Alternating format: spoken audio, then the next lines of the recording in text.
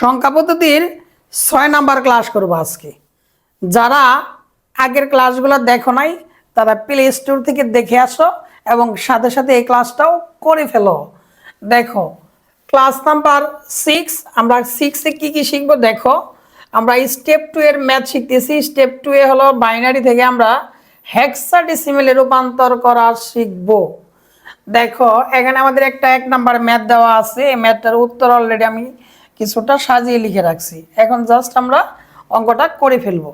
অঙ্কটা করার আগে দুইটা জিনিস তোমার মাথায় রাখতে হবে। তা হলো নাম্বার 1, হেক্সার 1 ডিজিট সমান হলো বাইনারির 4 বিট। 4 বিট কি স্যার? 4 বিট বলতে আমরা 8421 টেকনিক বুঝবো। কি বলো? 8421। এখন আসো আমরা তার মানে হেক্সার 1 বিট বানানোর জন্য আমরা বাইনারি 4 বিট করে নেব। তাহলে লক্ষ্য করো এখানে বাইনারি 4 বিট থেকে আমরা সলিউশন শুরু করি। দেখো এই পাশ থেকে নেওয়া শুরু করো। দেখো এখানে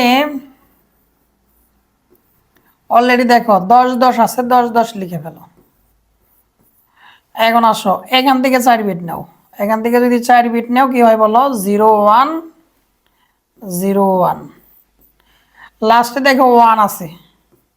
স্যার 1 কি একা রাখা যাবে না স্যার? এটাকে 4 বিট ফিল আপ করতে হবে।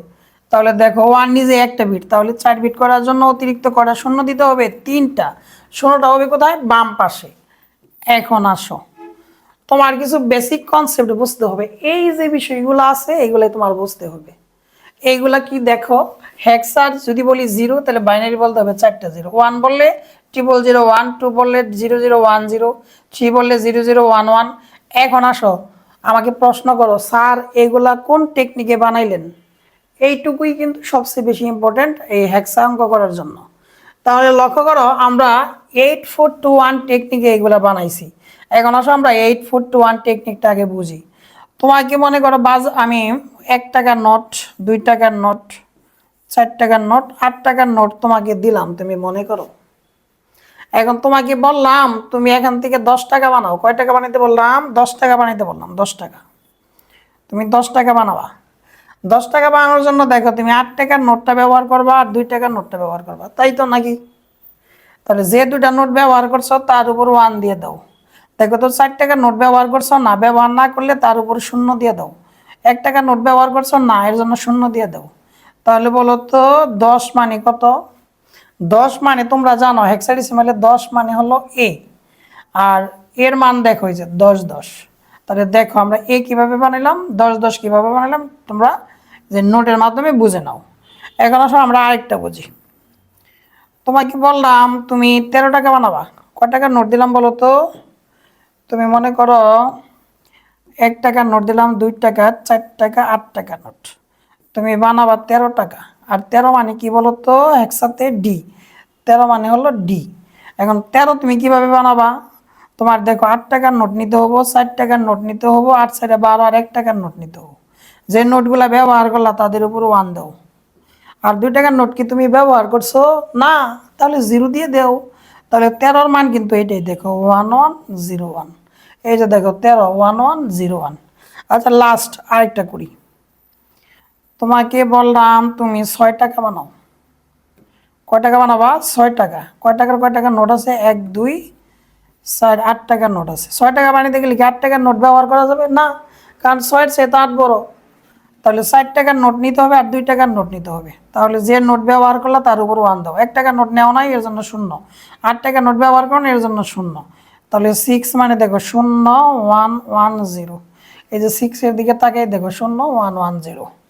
মনে হয় বিষয়টা বুঝছো? যদি বুঝে থাকো তাহলে লাইক কমেন্ট করে ফেলো আর চ্যানেলটা সাবস্ক্রাইব করে ফেলো। এতক্ষণ ক্লাস দেখলাই সাবস্ক্রাইব না করলে হয় বলো? এখন আসো বলো তো 1010 মানে কত? 1010 মানে 10। 1010 মানে কত বলো? 10। তাহলে 1010 এর পরিবর্তে কি লিখবা? 10। তাহলে দেখো তো 1010 মানে কত?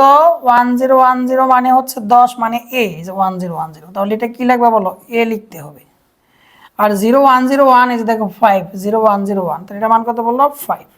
আর 0001 দেখো 1।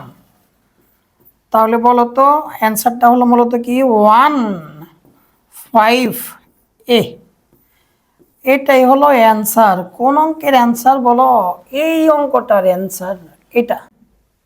চলো 2 নাম্বার ম্যাথটা করে ফেলি। দেখো এই 2 নাম্বার ম্যাথে দেখো এখানে দশমিক আছে, দশমিকের বাম পাশে একটা সংখ্যা এবং ডান পাশে একটা সংখ্যা দেওয়া আছে। তাহলে দেখো আমরা এটা কিভাবে করি। দেখো এটা আমি এখানে লিখে রাখছি অলরেডি। এখন আসো এখান থেকে সলিউশন শুরু করি। দশমিকের যে আগের অংশটা আমরা এই পাশে লিখে ফেলবো। কিভাবে লিখি দেখো, এখান থেকে দেখো অলরেডি 4টা আছে, 1 1 0 1, এটা নিয়ে ফেলো।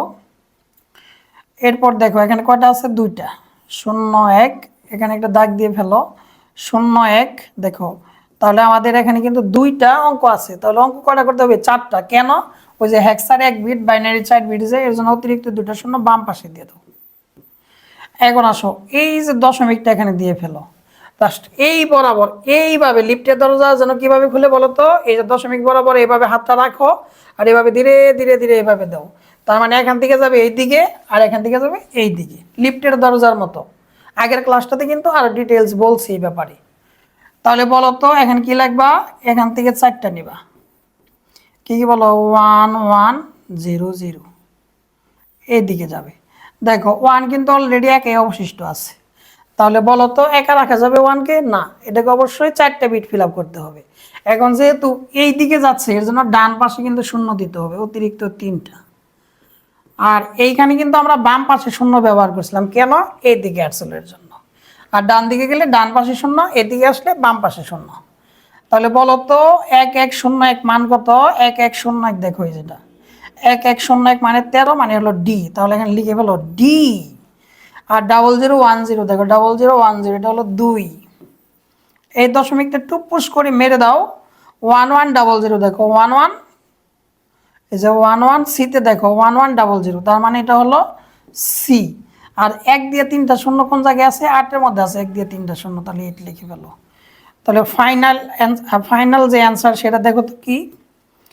2D, দশমিক, এই দশমিক C8, দম দ্বারা একটা ব্রেকেট দিয়ে ফেলো এবং এখানে লিখে ফেলো 16। This is answer. This is কি বলো? অ্যান্সার। এর মধ্য দিয়ে ক্লাস 6 শেষ। যারা 7 দেখতে চাও তারা পরের ক্লাসটাতে প্লে স্টোর থেকে দেখে ফেলো। দেখো পরেও কিন্তু ক্লাস 7 দেওয়া আছে। এভাবে ক্রমান্বয়ে চলবে 13 ক্লাস পর্যন্ত। ধন্যবাদ সবাইকে।